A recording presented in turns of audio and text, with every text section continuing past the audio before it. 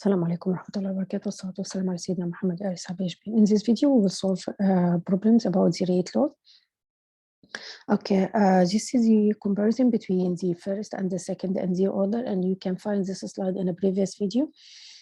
Now let's use this information to solve more problems. Okay, so the first problem here, we have a reaction which is HO2 will give H2O2 plus O2. Okay, and he said that the concentration of H2O was mentioned over time with the data plotted as shown in the graph. Okay, so based on the information, what is the rate of the Leo expression? So he gave us there, he plot the time over 1 over the concentration versus 1 over the concentration, and from this graph we need to determine the rate law. Okay, first we need to check what is this. You have a straight line, and this is straight line with positive slope because it's increased with time. So if it's a positive slope and the straight line, so this one is a second order. And again, if you don't remember, go back to the previous video or the previous slide. You will find that we have only one with a positive slope, which is 1 over concentration versus time. When you draw ln versus time, you will get a negative slope, and this will be a first order. When you draw the concentration versus time, you will get also a negative slope, but this one will be a 0 order.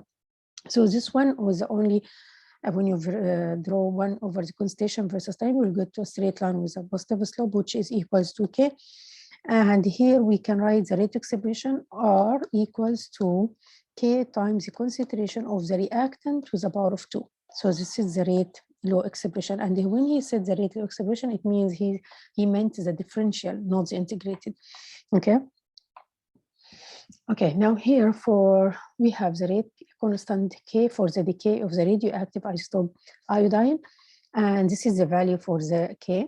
This is the value for the rate constant, which is 3.6 times 10 to the negative 3 hours minus 1, the slope of which graph is correct for the decay.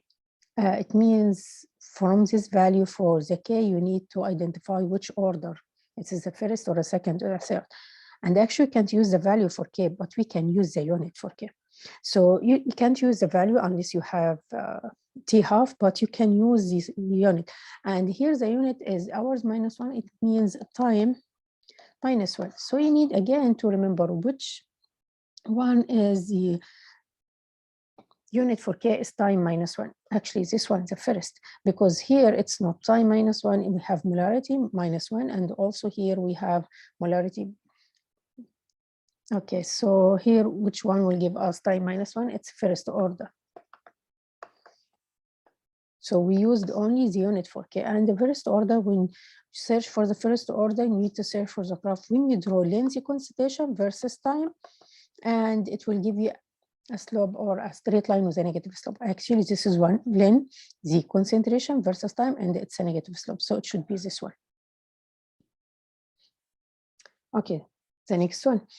Okay, we have here the bleach, household bleach, and the student want to find the food coloring can oxidize by a household bleach, okay, and to form the colorless product. And he measured or used a spectrophotometer to measure the wavelengths and set the wavelengths at 635 nanometers to study the absorbance of the food coloring over time. So what we have the absorbance over time, okay?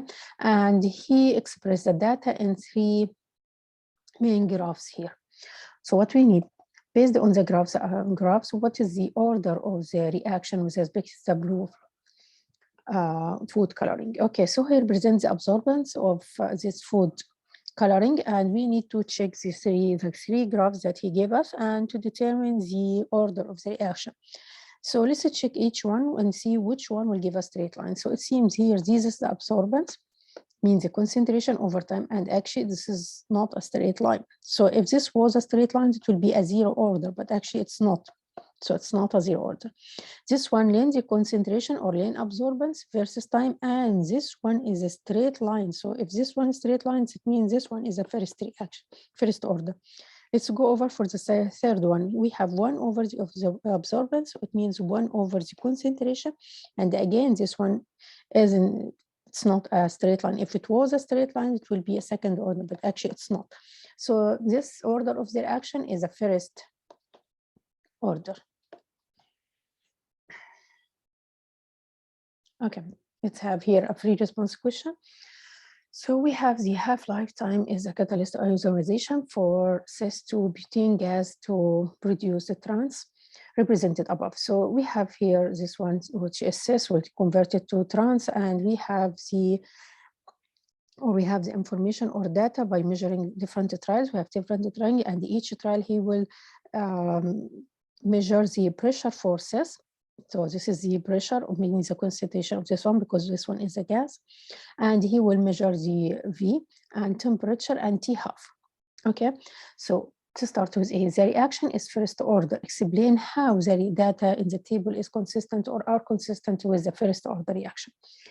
Okay, so what we can use here? Okay, so we can use a concentration, but actually the concentration will give us no evidence because we don't have the time, so we can't draw the plot here or the graph, but we can use the half-life time. Okay, so if this one is the first order, we know that the half-life time for the first order is 0.693 over K. What does this mean? Means that the half-life time is only dependent on K. So it's only dependent on K, and we know that K is dependent on temperature. So if the temperature change, so K will change and the T half will change. So again, this is the first order. In first order, the half-life time is only dependent on K, and K can only change with temperature. So let's check the temperature here. This is a constant temperature, so it means the K should be constant and T half should be constant. Actually, T half is 100. Again, the temperature is the same, so T should be the same, T half should be the same. The temperature is the same, T half should be the same, actually, yes. And here, when he changed temperature, we know that if he changed temperature, the K or the constant will change, and if the constant will change, so the half-life time will change, actually, yes. So why this reaction is a first order? Because we know that the half-life time can be only changed when the rate constant can change, and the rate constant can change only if the temperature change. And this is seems here, when he changed the temperature, the half-life time change. So this is the first order reaction. Okay, so this is the first part. Okay, the second, to calculate the rate constant K for the reaction at 350 Kelvin. Okay, so we need to calculate the rate constant at this temperature. Okay, we know that for the first order, the T half equals 0.693 over K. And from this formula, we can calculate K. So K, which is the rate constant, will be 0.693 over T half. So it will be 0.693 over the value of T half at temperature 350, which is 100 second. Don't forget to put your unit. Okay, so it will be 0.00693 and second minus 1. So this is the value for K.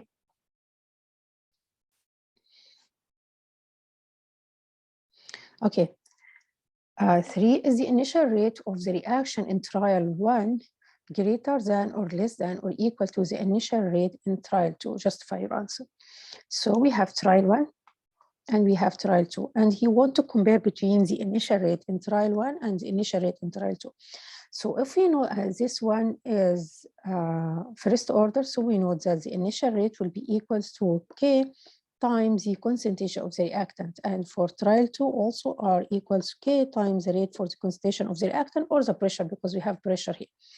So we know that if we change the concentration, the initial rate will change, and we have a direct relationship between the initial rate and the concentration of the pressure. So let's compare between the pressure in the trial 1 and the pressure in trial 2. We will see that the pressure in trial 2 is more than the pressure in trial 1. And if the pressure increases, so the initial rate will increase. It means that the initial rate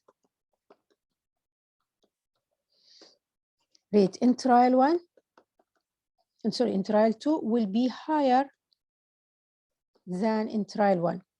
Why? Because the concentration or the pressure in trial 2 is higher than trial 1, and we know there's a direct relationship between the initial and the concentration or the pressure for the first order reaction. Okay, the last part.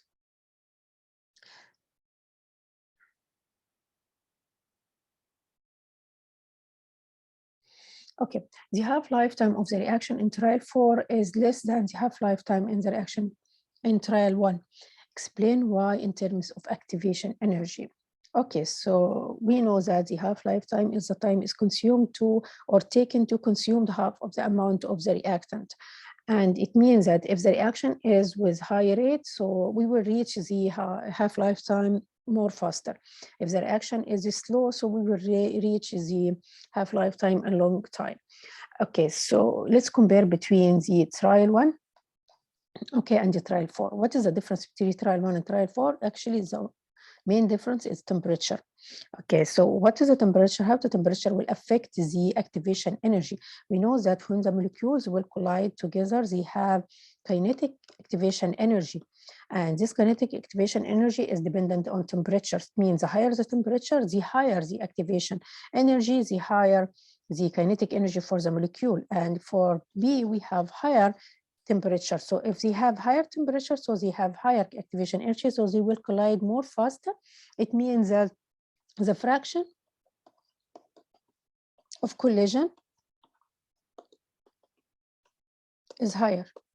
It means they will collide more faster, and they will produce the product more faster than when they have less activation energy.